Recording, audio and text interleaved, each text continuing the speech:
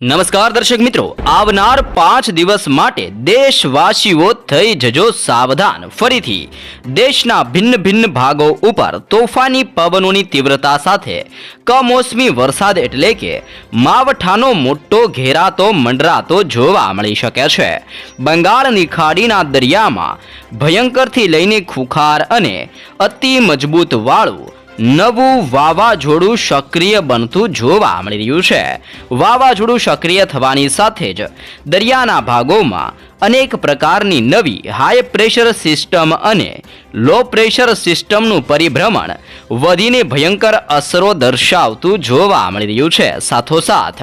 ઉત્તરીય ભારતના વિસ્તારથી પૂર્વીય ભારતના વિસ્તારોમાં તોફાની પવનોની તીવ્રતાની વચ્ચે બરફ વર્ષાનો માહોલ પણ ઉત્તરીય ભારતના હિમાલયના તટીય વિસ્તારોની અંદર બરાબરનો બરફ વર્ષાનો માહોલ જામેલો જોવા મળી ચૂક્યો છે। સાથે સાથે ઓમાનના દરિયાઈ કાંઠાના વિસ્તારથી અફઘાનિસ્તાનના વિસ્તારોમાંથી ગુજરાત તરફ તોફાની પવનોની તીવ્રતા બદલાતી જોવા મળી રહી છે। સાથે સાથે દક્ષિણીય ભારતના તટીય વિસ્તારોની અંદર વાદળોના મજબૂત ઝુંડ ઘેરાઈને ભયંકર અસરો દર્શાવતા જોવા મળી રહ્યા છે। તોફાની પવનોની તીવ્રતા ગુજરાત ઉપર મંડરાતું જોવા મળી શકે છે અને પવનોની તીવ્રતાની સાથે ગુજરાતમાં ધૂળની ડમરીઓ ઉડતી જોવા મળી શકે છે અને ઠેર ઠેર વિસ્તારોમાં ગુજરાતની અંદર પવનની ઝડપની અંદર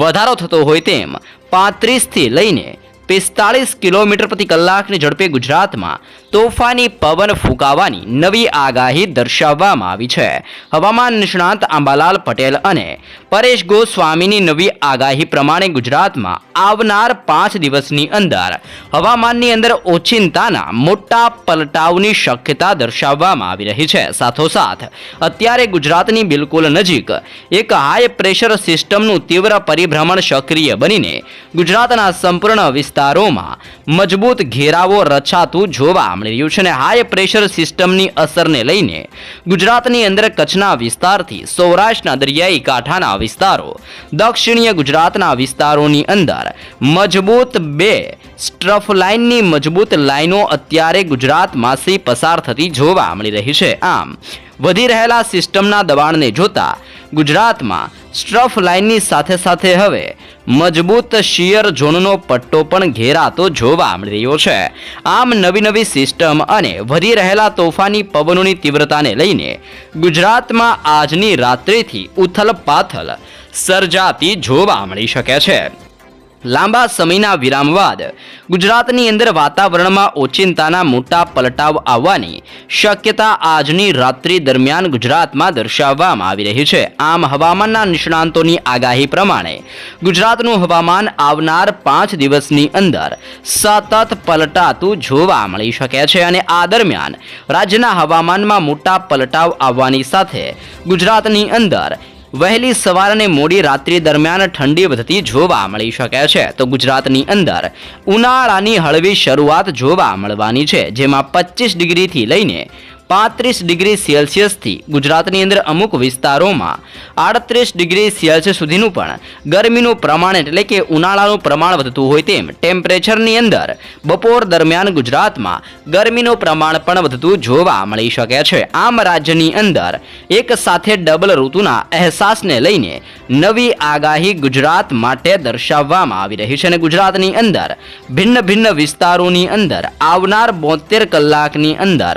મોટા પલટાવ આવવાની મોટી શક્યતા દર્શાવવામાં આવી રહી છે। હવામાન નિષ્ણાંતોની આગાહી પ્રમાણે અત્યારે ગુજરાત નજીક હાઈ પ્રેશર સિસ્ટમ અને ઓમાનના દરિયાઈ કાંઠાના વિસ્તારોની અંદર લો પ્રેશર અને હાઈ પ્રેશર સિસ્ટમનું ભયંકર જોર વધતું જોવા મળી રહ્યું છે અને વધી રહેલા સિસ્ટમના જોરને લઈને અફઘાનિસ્તાનના વિસ્તારથી પાકિસ્તાન, ઈરાનનો વિસ્તાર અને ઓમાનના દરિયાઈ કાંઠાના વિસ્તારોમાંથી બદલાઈ રહેલી તોફાની પવનની દિશાની ગતિવિધિઓને લઈને ગુજરાતનું હવામાન સતત પલટાતું જોવા મળી રહ્યું છે। આમ પલટાઈ રહેલા હવામાનને લઈને ગુજરાતના ભિન્ન વિસ્તારોની અંદર તોફાની પવનોની તીવ્રતા વધતી જોવા મળી શકે છે અને આમ ગુજરાતના વાતાવરણમાં ઓચિંતાના મોટા પલટાવ આવવાની સાથે ઘોર અંધકાર રૂપી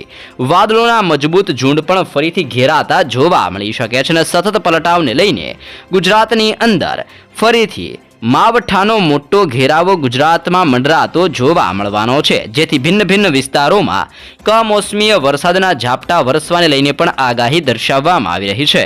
સૌથી વધારે સિસ્ટમનું જોર અત્યારે દક્ષિણીય ભારતના તટીય વિસ્તારો ઉપર વધતું જોવા મળી રહ્યું છે. અરબ સાગર અને બંગાળની ખાડીના તટીય વિસ્તારોમાંથી આગળ વધતી સિસ્ટમો અત્યારે દરિયાઈ કાંઠાના વિસ્તારોમાં ભયંકર અસરો દર્શાવતા જોવા મળી રહ્યા છે, જેમાં શ્રીલંકાના વિસ્તારથી મદુરાઈના દરિયાઈ કાંઠાના વિસ્તારોમાં, બેંગલવીના વિસ્તારથી બેંગલુરુ, હૈદરાબાદના પંથકથી વિશાખાપટ્ટનમનો વિસ્તાર, ભુવનેશ્વરના વિસ્તારથી નાગપુર, ગુજરાતના વિસ્તારથી મુંબઈના વિસ્તારોની અંદર આમ દક્ષિણીય ભારતના સંપૂર્ણ વિસ્તારોમાં મોટા પલટાવની શક્યતા દર્શાવવામાં આવી રહી છે અને તોફાની પવનોની તીવ્રતા સાથે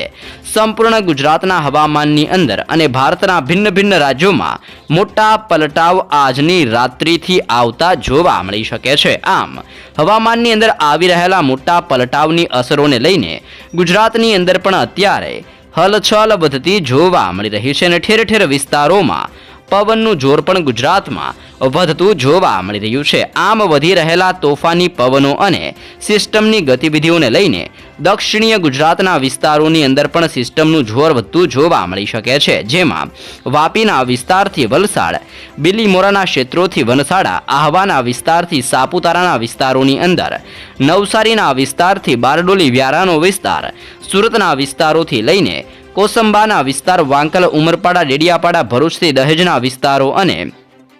સિનોરથી લઈને કરજણ અને જાંબુસરના વિસ્તારથી ડભોઈના વિસ્તારોમાં મોટા પલટાવ આવતા હોય તેમ આજની રાત્રિ દરમિયાન ઘોર અંધકારરૂપી વાદળોના મજબૂત ઝુંડ દક્ષિણીય ગુજરાતના વિસ્તારોમાં ઘેરાતા જોવા મળવાના છે. આમ ઠેર ઠેર જગ્યા ઉપર ફરીથી ઘોર અંધકારરૂપી વાદળો ઘેરાઈને ગુજરાતમાં જોર દર્શાવતા જોવા મળી શકે છે અને જેની અસર સૌરાષ્ટ્રના હવામાન ઉપર પણ આજની રાત્રિથી જોવા મળી શકે છે. આમ સૌરાષ્ટ્રના અનેક વિસ્તારોમાં મોટા પલટાવ આવવાની સાથે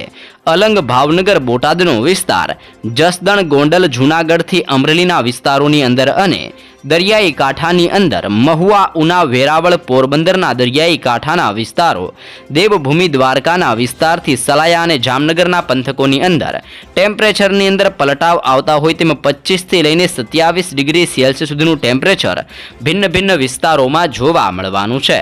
સાથે સાથે જૂનાગઢના ક્ષેત્રોથી અમરેલી, ગોંડલ, જસદણનો વિસ્તાર, તેવી જ રીતે રાજકોટના પંથકોથી મોરબી, સુરેન્દ્રનગર અને ચોટીલાના વિસ્તારોની અંદર પણ ઓચિંતાના પલટાવની શક્યતા સંપૂર્ણ સૌરાષ્ટ્ર માટે દર્શાવવામાં આવી રહી છે અને અરબ સાગરના દરિયામાંથી આવતા તોફાની પવનોની લહેરો દરિયાઈ કાંઠાના સંપૂર્ણ જિલ્લાઓમાં ટકરાવવાની સાથે દરિયાઈ કાંઠાના વિસ્તારોની અંદર અનેક જિલ્લામાં અત્યારે પવનોની તીવ્રતાની સાથે હલચલ વધતી સૌરાષ્ટ્ર ઉપર જોવા મળી રહી છે. મધ્ય ગુજરાતના જિલ્લાઓની અંદર પણ હવાનું દબાણ હળવી ગતિએ અસર દર્શાવતું જોવા મળી રહ્યું છે અને મધ્ય ગુજરાતના વિસ્તારોમાંથી પણ સિસ્ટમનો ઘેરાવો પસાર થતો હોવાને લઈને ઠેર ઠેર વિસ્તારોમાં જોર વધતું જોવા મળી રહ્યું છે. આમ વધી રહેલા સિસ્ટમના દબાણ અને સિસ્ટમના જોરને લઈને દાહોદ, છોટા ઉદેપુર, લુણાવાડા, ગોધરાના વિસ્તારથી લઈને વડોદરાના પંથકોમાં, ખંભાતના ક્ષેત્રોથી નડિયાદનો વિસ્તાર, સાથે સાથે ધોળકાના વિસ્તારથી અહેમદાબાદ,